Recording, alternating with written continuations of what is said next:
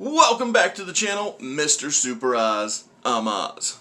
I was previously considering doing a WWE Day 1 review this week, but that all changed. I didn't watch Day 1. I have an overall lack of interest in the product, and due to events that happened on the show, I think that I have what I would consider a pretty valid justification for my and other people's lack of interest in Vinnie Mac's wrestling company. And I just think the my easy answer for why I and what I believe from personal friends and just people that I know that used to be interested but have lost interest in the WWE, I think the answer can come down to the now former WWE Champion's title reign. So Big E lost the WWE Championship last night in a 5-way match, and he lost it to Brock Lesnar. But the fact that he lost isn't the reason people lose interest per se. Well, it is, but not last night's loss. What I'm saying is confidence in your own product, confidence, but putting all that you have behind your what should be, if not tippy top guy, then definitely a top guy. Because I'll give Vince credit. Roman is treated well, but you can't only have one person treated right and expect everything to go well. Big E, since winning the championship from Bobby Lashley, had not won. I saw the statistics this morning. I lost the thread. I don't know if it's because I'm 35 and I'm just too old for social media, but like I saw it, I thought, oh, that's great. I'll talk about that in the video. Couldn't ever find it again, and then I just gave up because I don't need, for anybody who watches wrestling, I don't need to tell you that Big E had a cheap victory with a cash-in while being a good guy. It's fine to have a cheap cash-in as a bad guy because you're bad. But he should not. I think that he started off on the wrong foot having a cheap cash-in as a good guy. But then it got worse when every time the champion, the WWE top guy for Raw, had a match, he lost. Even here recently, Bobby Lashley had to run the gauntlet of everybody to earn a shot into the match. Big E lost that. Big E lost to Roman at Survivor Series. He just has been treated as a loser. And I don't think he's a loser. I think you look at the guy and he looks like a winner. So that's why I think that it comes down to the boss's confidence.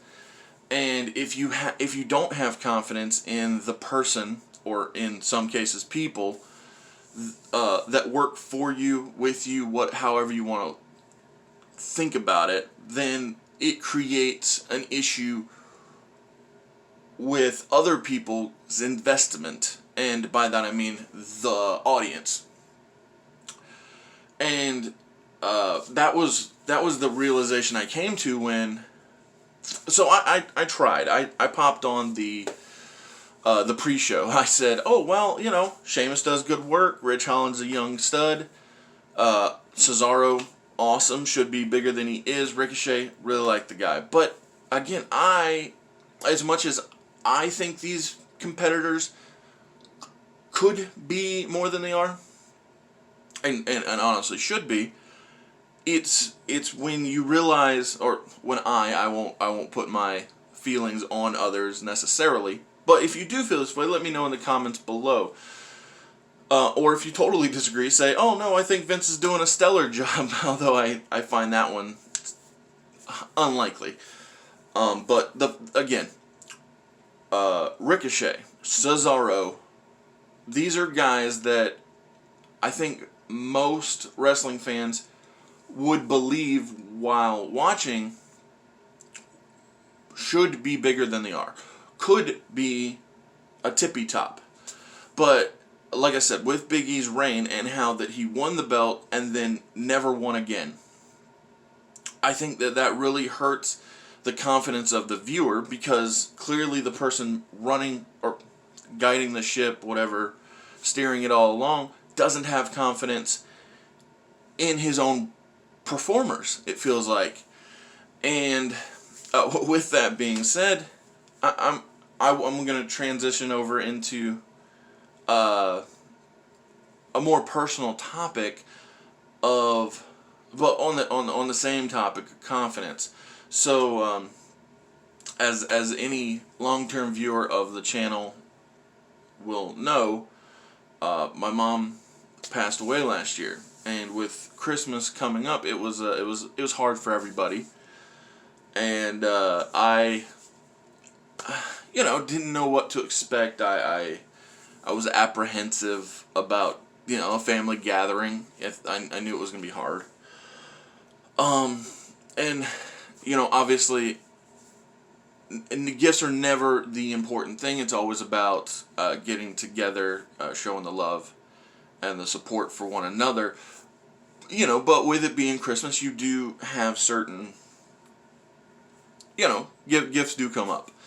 And so there was one specific gift that I wouldn't say I was expecting, because you never know a person's timeline on when they decide to purchase, or if they're going to wait till the last minute, that kind of thing. But there was one gift in particular I was wanting, because for at least a decade, my mother would get me a consistent gift for Christmas, and that gift was a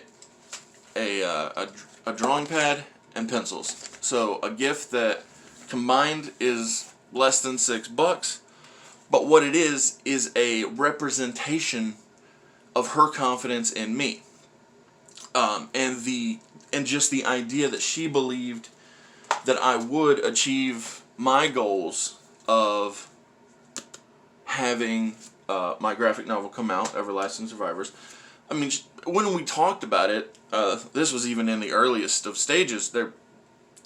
Most of the concepts weren't there. The title was in flux and things of that nature. So it's not a matter of Everlasting Survivors being what she knew, but she had the confidence in me that every year she would say, "Yeah, oh, I got you this," and I'd say, "Mom, I'm not even drawing it. I found an artist." She's like, "Yeah, well, I still believe in you." And so I would use these things to visualize what I was going to script out, and it just meant a lot that even though she wasn't there, I still got that one last I believe in you pat on the back gift to say, I'm there for you. I believe in you. And like I said, confidence, man. Confidence is key. Hell, I remember back years ago, I was watching a TV show, and a not confident character, was trying to win the girl, and a different girl was like, confidence is what it takes.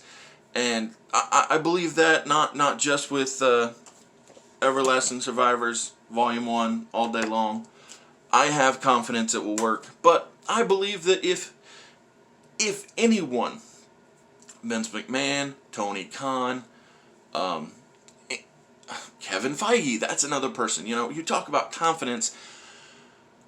The Marvel Cinematic Universe worked because they had a clear vision and confidence, and they stuck with it. And so that's the importance of this video, is to say that if you have confidence in what you believe will work, stick with it, and it can work. But if you do not give it your all, if you don't stick with it, then there's a good chance that other people will let you down. Like I feel like Vince McMahon let down Big E. Wrestling is an ever-evolving, wrestling is forever, as the hat says. Yay, Matt Cross, love that guy, another Ohio boy. But wrestling's ever evolving, so I'm not saying Big E's career is over and he'll never be an important, vital piece of the puzzle. But what I am saying is, had Vince McMahon, Bruce Pritchard, whoever wrote the story, had they said, tonight you're going out, you're not coming after a match and you're assaulting a guy who's already been through it, just to take away what he worked hard to keep. If they'd have said, no, you cash in before the match, you have the confidence in yourself to go all the way, then I think that it would have meant more. I don't even think, I know it would have meant more if Big E would have won clean and not as an interruption. If he would have then subsequently not lost throughout the time that he was champion. Then, when you go from, I believe it was September when we won the title, but you go from September, October, November, December, and then lose in January, for the first time, not every time you lose and then you keep losing, then it would mean more that he lost in January. But by losing January the 1st, after losing from September through on, what's the point? You lost then, you lost now, and you lost forever. And that's the problem. They didn't have confidence in his reign, or him as a performer, I almost feel. That's why within the reign, there was no confidence, thus it was lackluster. Again, I want to love wrestling. I loved wrestling when I was younger. I love wrestling conceptually now. Like, I'm a big fan of AEW because of their confidence that they put into performers. Even when characters lose, they lose with purpose and to create new motivations. Unlike what has been happening in the WWE. And so that's why I didn't watch the show. That's why I can't do the review, because they don't care. Why should I care? If you watched, let me know what you think or thought of the show. And after you watch this video, let me know how you feel about that. How much does somebody else's faith in your dreams affect the goings-on? Does the fact that it never stopped coming down to the realization, hey, I believe in you. You can do this. Does that motivate you, or are you one of the people who are like, hey, this person says I can't, so I will prove them wrong? I mean, everybody's different. Everybody has their own perspective on life, and I'm not saying that you always have to have the wind behind your back. You know, fighting against the grain can work too, but I think that if Vince, if Bruce, if whoever wrote the Big E story had the confidence in him, that his reign would have been better. And the fact is, wrestling is forever. I'll never truly give up.